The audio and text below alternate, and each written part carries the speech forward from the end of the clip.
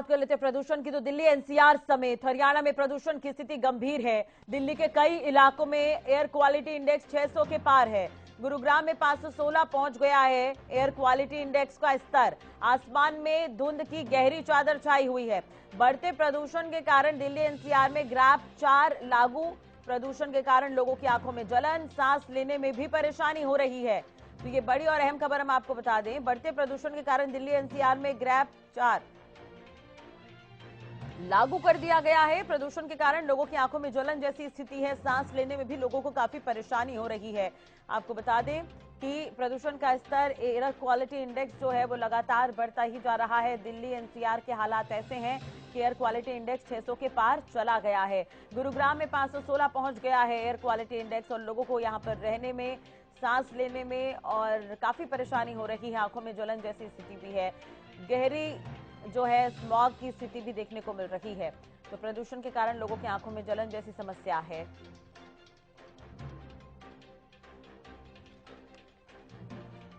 चलिए इसी खबर पर ज्यादा जानकारी और अपडेट के लिए बात करेंगे, क्योंकि हरियाणा के भी कई शहर ऐसे हैं जहां पर हालात बद से बदतर हो गए हैं। लाजपत हमारे साथ जुड़ गए हैं सोनीपत से। लाजपत, सोनीपत में क्या कुछ हालात हैं? प्रदूषण का स्तर हरियाणा के कई इलाकों में बढ़ता ही जा रहा है। जी बिल्कुल, देखिए चौथा चरण है वो जरूर लागू कर दिया गया है। मौजूद व्यक्ति है, बाजार में बैठे हुए दुकानदार हैं, हमारे साथ मौजूद है। इनसे जान लेते हैं कि आखिर पोल्यूशन को लेकर लॉकडाउन की जो स्थिति वो जरूरी है, क्योंकि एनजीटी के आदेशों की उल्लंघना लगातार दिखाई दे रही है। जहाँ चौथा चरण जो लागू किया गया है सरकार की तरफ से, गुड़गांव में लॉकडाउन कर दिया गया है। कंस्ट्रक्शन जो भी जारी उन पर लॉकडाउन कर दिया गया है। फैक्ट्रियों पर भी कहीं ना कहीं पाबंदी लगा दी गई है। जिला सोनीपत में वो फैक्ट्रियां हैं जो दिल्ली से निकाली गई थी, अब गले में कहीं ना कहीं खराश रहती है, आंखों पे जलन रहती है। तो क्या लोगों को यहाँ पर जागरूकता के लिए मास्क लगाना जरूरी हो चुका है, क्योंकि जैसे बुजुर्ग और महिलाएं और पशुओं पर, जीव जंतुओं पर असर दिखाई दे रहा है। वहाँ अगर बात करें तो हार्ट के पेशेंटों को खासकर दिक्कत हो रही है। किस तरीके से देखते हैं? नमस्कार साहब, क्योंकि ये प्रदूषण हो रहा है, एक तो ये फैक्ट्री की वजह से, जितनी रबड़ फैक्ट्री है ये और ये सब ऊपर न जाकर दबाव के ऊपर से जो ओस वगैरह आती है उसके दबाव से नीचे धुआं आ जाता है। और ये पराली पुरोली कुछ नहीं है भी, सब ये ऊपर से ही जो धुआं फैक्ट्रियों की वजह से धुआं जितना भी है ये इनका वातावरण जहाँ देते हैं। कई शाम के टाइम इतने कबाड़ा जला देते हैं कि रबड़ राबड़ ये वगैरह सब कुछ केमिकल वगैरह शाम को जलाते हैं। ये 5 बजे के 6 बजे के करीब जलाते हैं सब, वो धुआं सारा यही आता है जी। और ये पराली पुरोली का किसानों को वैसे ही बदनाम कर रही है। जितना भी है आप इसी टाइम पर देख लो, क्योंकि जब ठंड का मौसम होता है उसका दबाव नीचे होता है, दबाव की वजह से धुआं नीचे रह जाता है, हवा चलती नहीं, इसीलिए वो हवा प्रदूषण खराब रहता है और गले में खराश, आंखों में जलन वगैरह ये सभी रहती है। हम तो ये कहते हैं किसानों को बजाय बदनाम करने इन फैक्ट्रियों का इंतजाम करो, इन फैक्ट्रियों को मतलब इनको रोको, जो ये प्रदूषण करते हैं इनकी वजह से ही की वजह से वातावरण खराब यही कर रही। जितनी प्रदूषण फैक्ट्री वगैरह है ये वगैरह यही, ये जो ये डीजल से ये जनरेटर वगैरह यहाँ सारे जनरेटर चल रहे हैं फैक्ट्रियों में, वो सब धुआं वगैरह फेंक रहे हैं, इन्हीं वजह से वातावरण खराब है। तो जैसे गुड़गांव में कंस्ट्रक्शन पर रोक लगाई है, फैक्ट्रियों पर रोक लगाई है, क्या यहाँ भी जरूरत है? क्या प्रशासन को या सरकार को कदम उठाने की जरूरत है?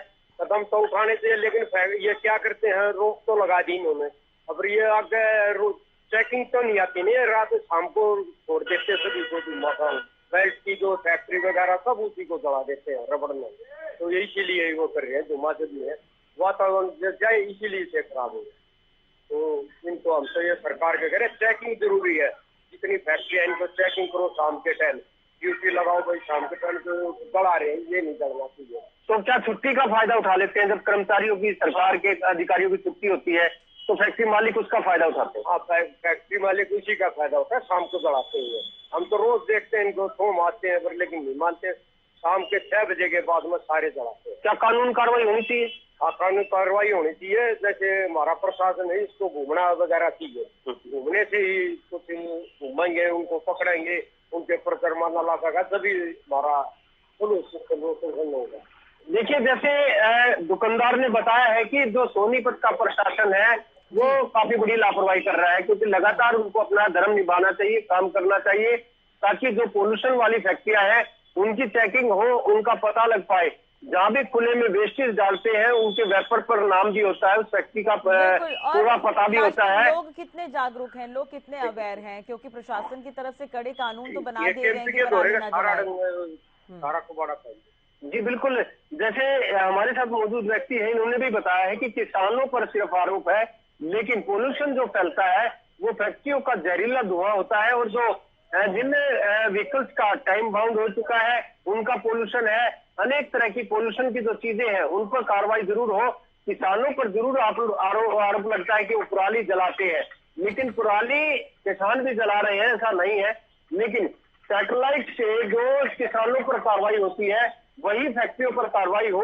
रात को जो जिस तरीके से वेस्टेज में आग लगाते हैं या फैक्ट्रियों का जो धुआं छोड़ते हैं उस पर सैटेलाइट का भी पता होता है कि कौन सी फैक्ट्री लापरवाही कर रही है, लेकिन आज तक किसी भी फैक्ट्री पर कार्रवाई नहीं हुई। राजश्री, आपको बता दूं, सबसे बड़ी जो बात है, यहाँ पर जो सोनीपत में यूनिटें लगी हैं वो छोटी यूनिटें हैं जो दिल्ली एनसीआर से निकाली गई थी। दिल्ली से वो फैक्ट्रियां अब सोनीपत में पनाह कर रही हैं। जो छोटी यूनिटें हैं जो पोल्यूशन ज्यादा फैलाती है, जैसे रबड़ की है, केमिकल्स की है, जो वेस्टेज होता है उसको कहीं भी खुले प्लॉट में डालते हैं और उसमें आग लगा देते हैं। हमारे पास मौजूदा तस्वीरें भी हैं, जैसे हमने बार बार जनता को भी दिखाई है, वो खुले में घेर कर आग लगाते हैं जिससे काफी पोल्यूशन फैलता है। जो अस्थमा के एलर्जी के जो लोग हैं उनके जीना मुश्किल हो चुका है, खासकर जो हार्ट के पेशेंट हैं उनको काफी बड़ी दिक्कत है। कोरोना जैसी महामारी से देश लगातार जूझ रहा है, अभी भी कोरोना गया नहीं है, भी चिंताजनक स्थिति है। ठीक कह रहे हैं आप कि कहीं ना कहीं फैक्ट्रियों की वजह से भी ये पॉल्यूशन बढ़ रहा है, तो उस पर भी लगाम लगाने के लिए प्रशासन को कोशिश करनी होगी। बहुत बहुत शुक्रिया लाजपत, तमाम जानकारी और बातचीत करने के लिए। तो सोनीपत की जानकारी दे रहे थे, सोनीपत के आसपास जो इंडस्ट्रियल इलाके हैं उनकी वजह से भी पॉल्यूशन लगातार बढ़ रहा है। हालांकि किसानों पर ही दोष मढ़ा जा रहा है कि वो पराली जला रहे हैं, इसकी वजह से एयर क्वालिटी इंडेक्स में फर्क पड़ा है, लेकिन जो बड़े फैक्ट्रीज हैं उन पर भी कार्रवाई करने की आवश्यकता है। प्रशासन निरंकुश बना हुआ है, किसी भी तरह की कार्रवाई सोनीपत में नहीं की जा रही। ऐसे में उम्मीद यही करेंगे प्रशासन इसे लेकर थोड़ा अलर्ट हो जाए और कार्रवाई इस पर करे, क्योंकि लगातार हरियाणा में भी एयर क्वालिटी इंडेक्स बढ़ता जा रहा है, जो खतरे का संकेत है। चलिए पलवल की तस्वीरें भी आपको दिखा देते हैं। पलवल में किस तरह के हालात हैं प्रदूषण को लेकर। जैसे जैसे दिवाली नजदीक आ रही है, दिल्ली एनसीआर की आबो हवा लगातार खराब हो जा रही है। दिल्ली एनसीआर में 400 से ऊपर AQI लगातार चल रही है, तो ऐसे में पलवल में भी एयर क्वालिटी इंडेक्स खराब होता जा रहा है। आप देख सकते हैं 300 के करीब पलवल का AQI पहुंच गया है। बीते दिनों 349 के करीब AQI पलवल का देखा गया था। यह सुभाष चंद्र बोस स्टेडियम है। यहाँ पर सुबह सुबह जैसे ही लोग घूमने के लिए आते हैं तो यहाँ एयर क्वालिटी इंडेक्स काफी खराब होता दिखाई देता है। धुंध काफी आ रही है। ऐसे में डॉक्टर भी यही सलाह दे रहे हैं कि सुबह लोगों को सैर करने से बचना चाहिए।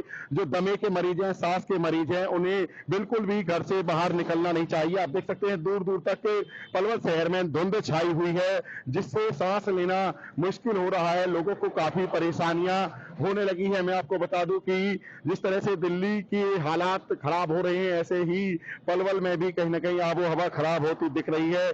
अनुमान ये लगाया जा रहा है कि जैसे जैसे दिवाली नजदीक आएगी 500 के करीब AQI पलवल में भी हो सकती है। इसी तरह कहीं ना कहीं अब जिला प्रशासन को सख्ती से काम लेने की जरूरत है, क्योंकि जैसे जैसे दिवाली नजदीक आ रही है अभी भी लोग जो है गैप फ्री के जो नियम है उनका पालन नहीं कर रहे हैं। कहीं ना कहीं पलवल में अभी भी धुआं निकलता हुआ दिखाई दे रहा है। चिमनियों से भी धुआं निकलता है। लोग कहीं ना कहीं कूड़े को भी जलाते हैं। साथ ही कंस्ट्रक्शन के काम भी जिले में अभी भी चल रहे हैं।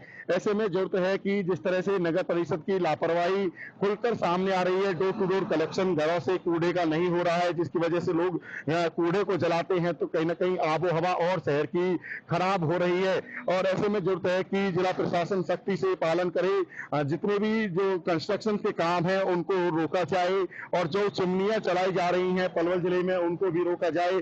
साथ ही नगर परिषद को डोर टू डोर कलेक्शन करना चाहिए, ताकि लोग कूड़े को न चलाएं और एयर क्वालिटी की जो इंडेक्स है वो खराब ना हो। एयर क्वालिटी का इंडेक्स जो है 300 से ऊपर जो जाने लगा है पलवल पलवल का उसे रोका जाए। कहीं ना कहीं जिस तरह से दिल्ली में हालात खराब हो रहे हैं, ऐसे ही पलवल में भी हालात खराब होते हुए दिख रहे हैं। जरूरत है कि लोग जो घरों से बाहर निकले तो मास्क का यूज करें। डॉक्टर भी यही सलाह दे रहे हैं। दमे के रोगी बिल्कुल भी घरों से बाहर ना निकलें। साथ ही पॉल्यूशन को बढ़ने से रोका जाए, आगजनी ना करें, कूड़े को ना जलाएं, चिमनियों जहां चल रही हैं उनको रोका जाए। तभी कहीं ना कहीं जो है पलवल की एयर क्वालिटी इंडेक्स में सुधार लाया जा सकता है, बढ़ते हुए प्रदूषण को रोका जा सकता है। पलवल से दिनेश कुमार।